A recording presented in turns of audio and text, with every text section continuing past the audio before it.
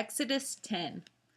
Then the Lord said to Moses, "Go to Pharaoh, for I have hardened his heart and the hearts of his officials, so that I may perform these miraculous signs of mine among them, that you may tell your children and grandchildren how I dealt harshly with the Egyptians, and how I performed my signs among them, and that you may know that I am the Lord." So Moses and Aaron went to Pharaoh and said to him, "This is what the Lord, the God of the Hebrews, says. How long will you refuse to humble yourself before me? Let my people go, so that they may worship me. If you refuse to let them go, I will bring locusts into your country tomorrow. They will cover the face of the ground so that it cannot be seen. They will devour what little you have left after the hail, including every tree that is growing in your fields. They will fill your houses and those of all your officials and all the Egyptians, something neither your fathers nor your forefathers have ever seen from the day they settled in this land till now."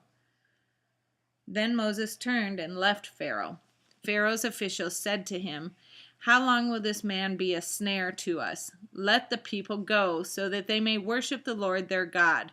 Do you not yet realize that Egypt is ruined?"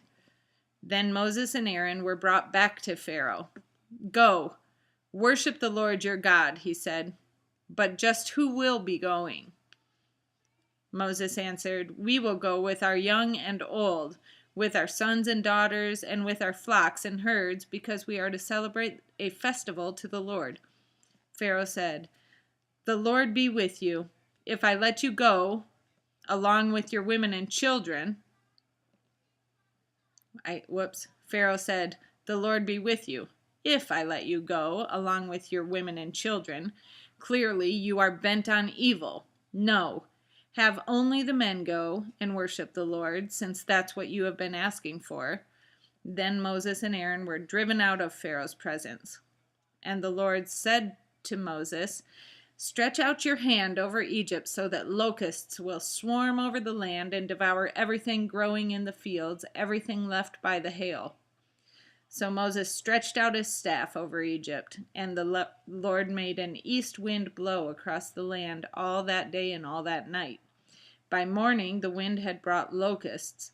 They invaded all Egypt and settled down in every area of the country in great numbers. Never before had there been such a plague of locusts, nor will there ever be again.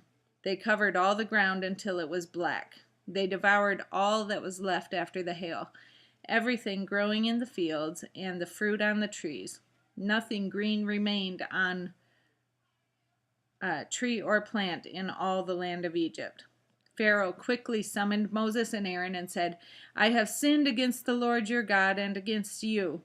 Now forgive my sin once more and pray to the Lord your God to take this deadly plague away from me." Moses then left Pharaoh and prayed to the Lord. And the Lord changed the wind to a very strong west wind, which caught up the locusts and carried them into the Red Sea. Not a locust was left anywhere in Egypt. But the Lord hardened Pharaoh's heart, and he would not let the Israelites go. Then the Lord said to Moses, "Stretch out your hand toward the sky so that darkness will spread over Egypt, darkness that can be felt." So Moses stretched out his hand toward the sky, and total darkness covered all Egypt for 3 days. No one could see anyone else or leave his place for 3 days. Yet all the Israelites had light in the places where they lived.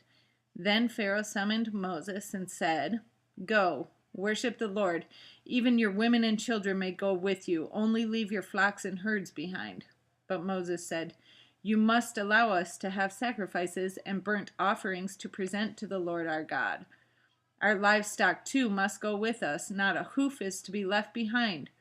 We have to use some of them in worshiping the Lord our God, and until we get there we will not know what we are to use to worship the Lord." But the Lord hardened Pharaoh's heart, and he was not willing to let them go. Pharaoh said to Moses, "Get out of my sight. Make sure you do not appear before me again. The day you see my face, you will die." "Just as you say," Moses replied. "I will never appear before you again."